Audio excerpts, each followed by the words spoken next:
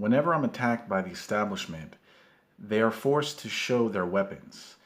And through their weapons, by noticing which guns are firing at me, I can also see their tactics and sometimes their overall strategy. So whenever I am attacked, I experience a jump in the awareness that I have, that disparate dots that are out there, I can connect them. So since Amazon banned me, I've been thinking and thinking. I've been going for long walks.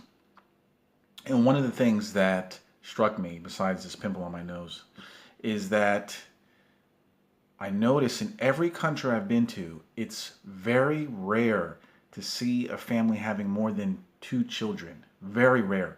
From the United States, the most expensive, most wealthy country that exists.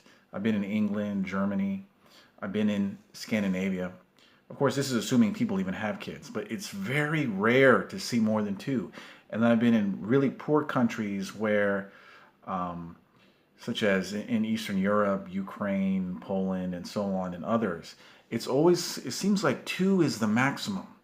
But how can it be that these countries with such different cultures, such different economies, different standard of living, different sex rate, whether casual sex or whether a more traditional sex culture that you see, how can they all have two as basically the maximum number of children?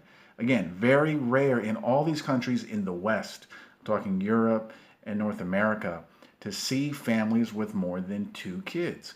And then you read how the population of Nigeria is going to explode to 1 billion within 20, 30 years or something.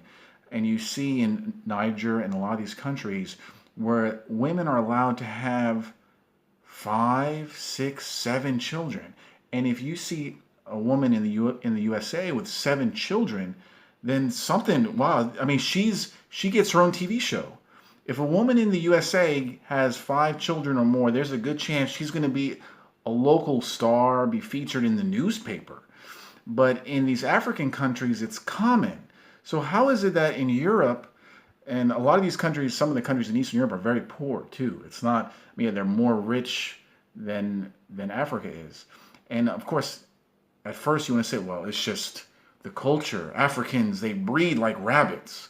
Well, white people used to breed like rabbits too. How do you think Europe developed? How do you think the USA developed? So then you just have to look at what is the population replacement rate. It's 2.1. So that means that if the average number of children per household is 2, that means the population declines slowly. And then when the population declines slowly, guess what happens? A labor shortage, a crisis of funding healthcare and various other welfare benefits, social welfare benefits for the elderly. And what is always the solution to this pressing demographic crisis? Immigration. Immigration from where? From the poorest countries in the world, including Africa. So what we have here is countries in the West, magically, they're capped. The number, it's not capped like in China. China had that one-child rule. That was like a mandate from the top. But can you reconfigure the economy? Can you reconfigure the culture? Be so anti-family that you can, without a dictate, without a law, actually limit people from having children. And I know that you're saying, well, Roosh, I know many people that have more than 2 children. Yeah, and I'm sure you know even more people who have 0 children. So when the average is 2, but I'm sure you've also met a lot of people that have 2 children and then they say, oh, this is enough. This is really expensive. We want our children to go to good schools. But even in Eastern Europe, where there's not this good school, I'm going to send my kid to Harvard thing, even two children there is very difficult too. So I believe that there is a top-down cultural agenda. And this agenda is being used on the West to limit family on average to maximum of 2 children. That keeps the replacement rate just low enough to justify the real agenda, and that's to flood the West with various, mostly non-white, third world people.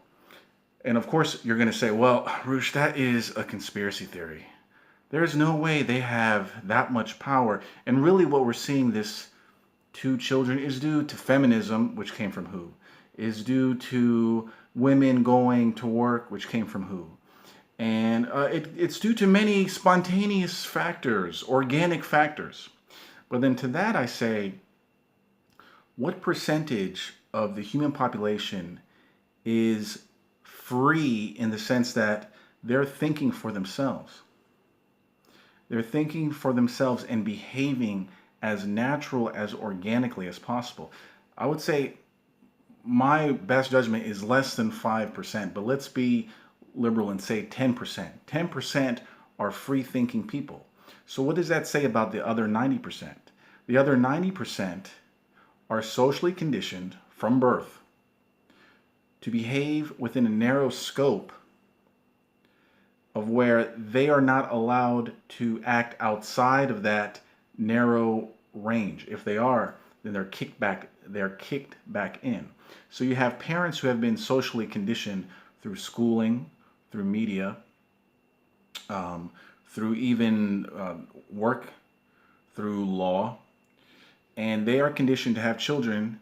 So the parents socially condition children in addition to those, to the media, the schooling, and the schooling is getting very aggressive to keep children in this box of very narrow behaviors. Now, you can fornicate, you can have casual sex, you can enjoy your entertainment, you can attention whore, you can virtue signal, you can work like a slave, you can be a good consumer.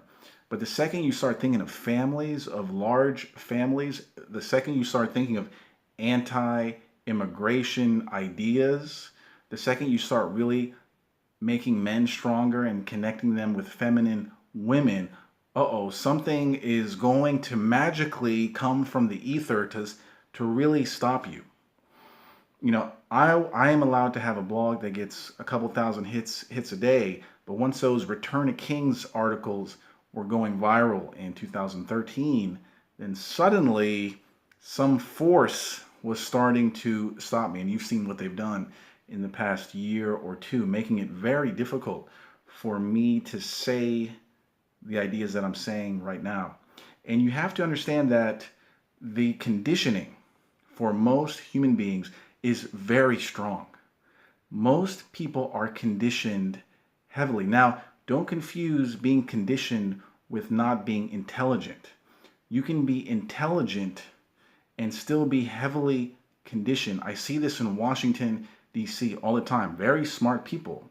They went to the best schools, but they're the best slaves.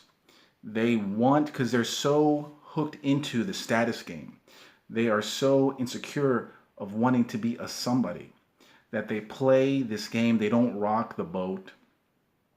So don't confuse intelligence with someone who is not conditioned. I mean, in some cases, dumb people, let's say dumb people, low IQ people, can be a little bit harder to condition in some ways because the carrot doesn't work for them as much.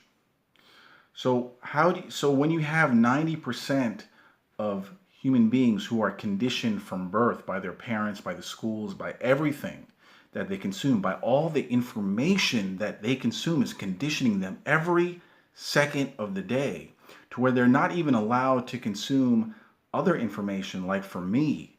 Because if you consume information for me, then you're a racist, rapist, homophobic, and so on. So when you're not, how can the behaviors that you see right now in the world, especially in the West, be natural? Conditioned humans don't act naturally. They act in accordance to how they were conditioned. And I think it's obvious that most humans, have been heavily programmed. So even the 10% who are not conditioned are not fully free. They are dogs who didn't get as much training, But are they a wolf? Are they a wolf that is just on his own completely, that doesn't require any societal human interaction? So even though I am as free thinking as I think I can be, there's still some conditioning in me. I still want to fit in the society of other people who are heavily conditioned. So it rubs off on me as free thinking as I think I am. So going back to the two kids, I believe the agenda, the overall agenda is to establish something like a permanent slave class. The best way to do that is to weaken the men. If men are weak, then whoever is in control doesn't have to worry. A farmer doesn't want a cow that is strong enough to break the fence down. Farmers want cows that are compliant, who don't break the fence, who don't cause problems. So they are creating really compliant cows. That's what they're trying to do. And the immigrants are a divide and conquer. Let's get them here while the natives are just lost in a sea of degenerate entertainment in their own genitals, obsessed with their genitals. In fact, they see their identity based on their genital. What I do with my pee-pee determines my politics. That's how crazy it is. If I am a sodomite, then I am this group. If I sodomize in this way, I'm another group. That's how crazy things are, but that's what they want because it keeps that child per family, assuming families are even made, below 2.1. So that's something that I noticed. It can't be a coincidence. I don't believe in that. I think it's only a coincidence if you're dealing with natural human beings that are not conditioned.